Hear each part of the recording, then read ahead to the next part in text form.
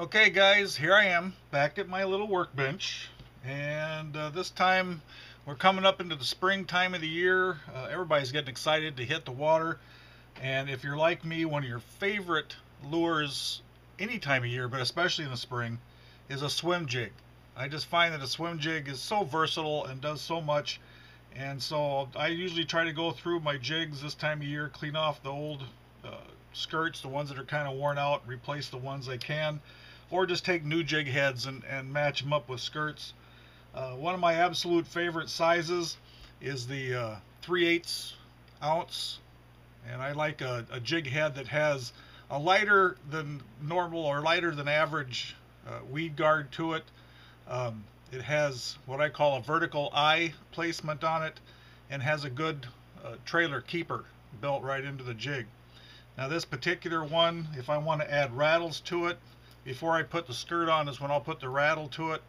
And I like to use these types of rattles that come like, they're basically just a little arm, little arms that come off that have rattles built on them, almost like crayfish pinchers.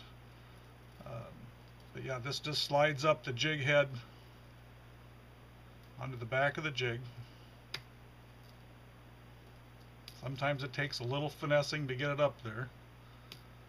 You want to get this tight up to the head of the jig, like so. So there I've got my rattle assembly on there. That's ready to go. Next, I'll take whatever jig skirt I'm going to match with the head. Now these particular ones come already banded, so I don't have to band them myself. Makes it real easy, real slick. Again, just thread them on. You want to make sure you get that band over the trailer keeper and over the collar of the jig.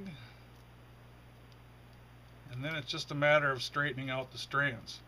Sometimes what I'll use is I've just got a needle epoxied into a piece of antler here as a tool that I use to kind of straighten those out. But you get the idea. Like I said, it takes a little finessing once you get the skirt on there to get the skirt all straightened out. But then what I'll make sure I'll do, last but not least, is you see how that hangs down quite a bit lower than the hook shank. I'll trim that off so it's just behind the hook, because you just don't need that much trailer back there. But anyway, so that once I get the skirt on that all straightened out, that jig's ready to go. Just put a trailer on it, usually a double twister tail, a small frog type bait, or even a crayfish. As long as the tail part of it has a lot of action to it as it's swimming through the water, it'll be a good choice for a swim jig.